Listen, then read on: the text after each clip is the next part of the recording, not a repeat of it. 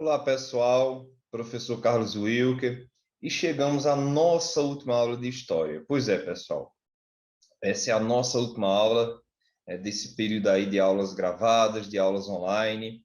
Quero começar agradecer a paciência e o carinho de todos vocês, agradecer ao município pela confiança e por acreditar no meu trabalho, principalmente agradecer a pessoa de George Araújo por todo o companheirismo, apoio, paciência, inteligência.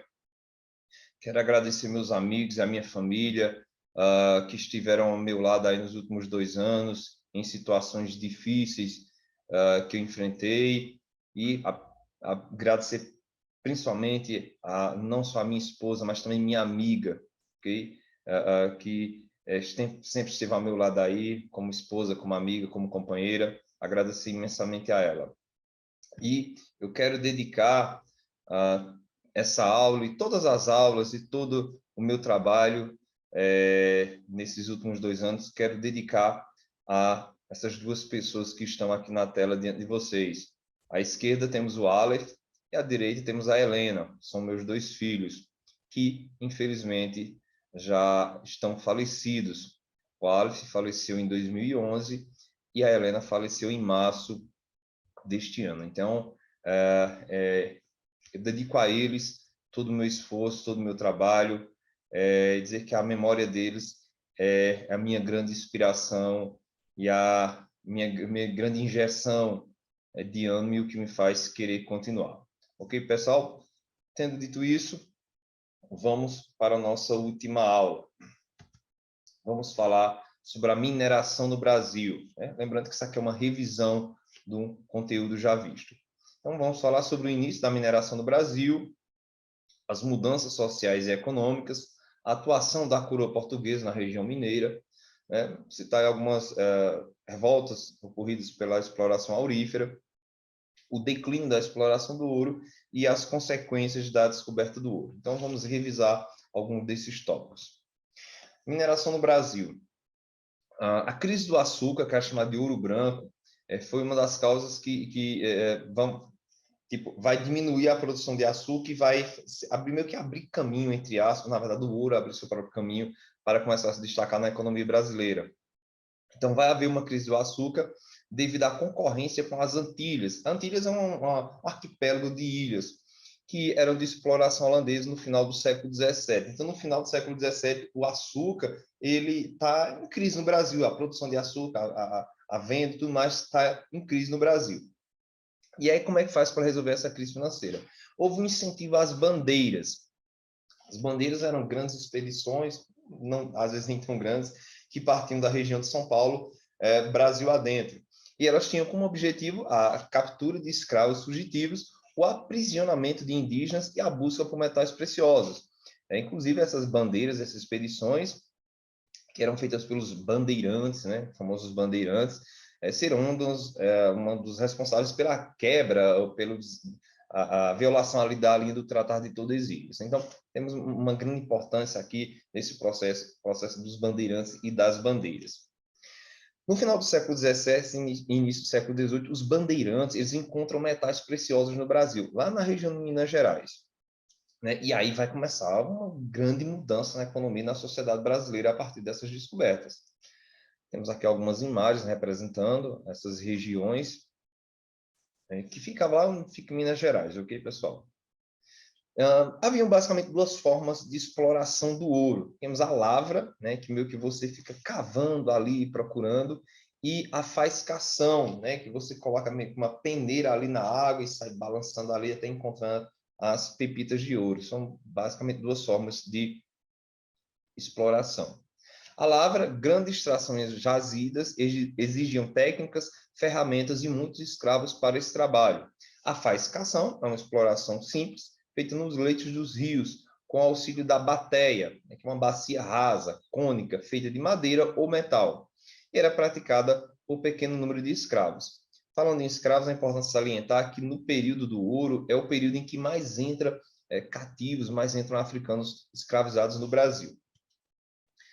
E algumas mudanças que vão começar a ocorrer a partir dessa exploração de ouro na região das Minas Gerais. Uma intensa imigração e imigração, aumento na compra de escravos, urbanização, né? E surgiu uma camada social entre os escravos e os senhores, que eram os comerciantes e profissionais liberais, como dentistas e advogados. Então, vejam que esse ouro ele vai começar a mudar a cara da sociedade brasileira, principalmente naquela região ali, né, no centro ali do Brasil. Né? A questão da urbanização, novas classes sociais, né, migração e imigração.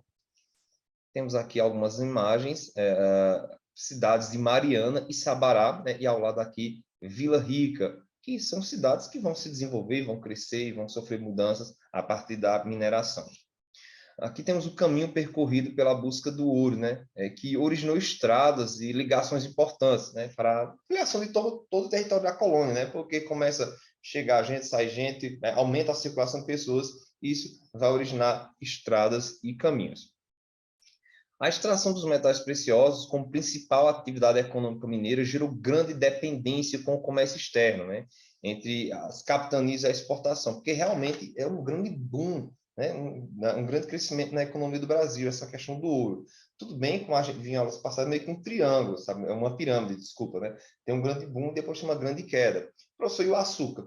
A cana-de-açúcar tinha deixado de existir? Não, né? Mas houve um declínio. Todavia, a exploração da cana-de-açúcar ela mantém uma certa tendência, uma certa estabilidade. Né? O ouro começa a ser explorado, temos um pico e depois uma queda. Então, o comércio entre a região mineradora e o restante da capitania foi intensificado, promovendo uma integração que antes era limitada. Então, temos aqui uma imagem, umas linhas vermelhas, mostrando essa integração, essa interação que essa questão da mineração vai criar na colônia. Uma das comidas típicas de Minas Gerais é o feijão tropeiro, né? Você sabe como é feito e por que tem esse nome? Né? Inclusive, é muito gostoso. Não é que eu tenha comida em Minas Gerais, mas de vez em quando eu provo um feijão tropeiro. Abastecimento das cidades. Os tropeiros, né, que se refere a tropas, carregavam alimentos e outros produtos. Então, surge a ideia do feijão tropeiro. Temos os boiadeiros, né, gado para o transporte do ouro, né, a questão de transportar. Temos os comboieiros, né, que eram os transportes de escravos, né, porque, veja, nem só de ouro vive o homem. Essas regiões elas precisam de outros produtos e também precisam de formas de transportar esse ouro. Então, só precisa de ouro, não. Você precisa de alimentos, você precisa de roupa, você precisa de animais, você precisa de transporte. Né? O ouro ele gera muitas possibilidades. E vai criando uma teia de relações ali. A coroa portuguesa possui uma política rigorosa na fiscalização e exploração do ouro, exercendo seu controle por meio de impostos e órgãos específicos. Veja, o Brasil ainda é uma colônia. Só vai ficar independente em 1822. Então, Portugal, né, por direito, seria o dono, né, disso aqui. Então, vai fiscalizar, vai cobrar, vai querer lucrar, óbvio. A ideia era explorar ao máximo e investir pouco. E aí surgem alguns impostos. O quinto, né? Ou seja, 20% das riquezas extraídas deveria pertencer à coroa portuguesa.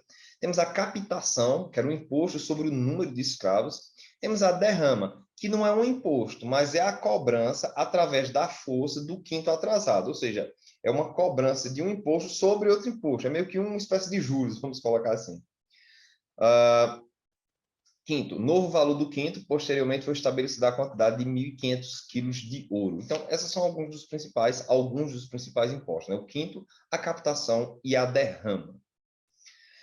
Os órgãos de controle. Temos a Intendência das Minas, né, que fiscalizava o controle e distribuição de terras para exploração e cobrança de impostos. Temos as casas de fundição, né, para evitar contrabando, todo ouro encontrado era fundido, ou seja, ele é derretido e moldado em barras, e com o selo da coroa, e de onde também era retirado o quinto, né, que era 20% da riqueza extraída. Temos aqui algumas imagens, né? Temos a antiga Intendência e Casa de Fundição, Museu do Ouro, em Sabará, e temos a Casa de Fundição de Ouro Preto, lá em Minas Gerais. Para não pagar os impostos, uma alternativa era o contrabando, e muitos recorreram a essa alternativa. Você já deve ter ouvido falar, mas talvez não saiba o que significa Santo do Paoco. O que significa Santo do Paoco? Por que essa expressão? O Santo do Paoco se refere a uma pessoa falsa, né? Uma pessoa que não parece ser aquilo que aparenta. né? Mas qual a origem dessa expressão Santo do Pau-Oco? Pois bem, uma das maneiras de transportar o ouro sem passar pelo selo da coroa, né, driblar a fiscalização, era utilizando imagens de santos ocos. Você pegava a imagem do santo, né, criava ali um oco e colocava ouro lá dentro. A fiscalização não ia abrir os santos. Lembrando que é um período, uma época muito católica, então havia um respeito muito grande por essas imagens. Então, eles não desconfiavam que eles estavam utilizando essas imagens para contrabandear ouro, né? E aí teria surgido a expressão santo do pau-oco, né? Para representar uma pessoa falsa ou aquilo que não é o que aparenta ser. Após a descoberta das minas no sudeste e centro-oeste da colônia, a capital transferiu-se de Salvador para o Rio de Janeiro, em 1763. A capital passa de Salvador para o Rio de Janeiro. Essa medida foi para aumentar o controle administrativo, né? É a maneira melhor de você escoar essa produção para fora do Brasil. E o ouro era transportado através de cavalos e escravos até o porto da nova capital, que só vai mudar em 1961, 1960 e 1961, quando passará a ser Brasília. Mas do século XVIII aí até pouco mais da metade do século XX, a capital do Brasil era o Rio de Janeiro. Ok, pessoal, eu vou ficando por aqui. Desejo muita saúde e paz para todos e espero que nos encontremos nos acasos da vida. Aquele abraço e até qualquer hora.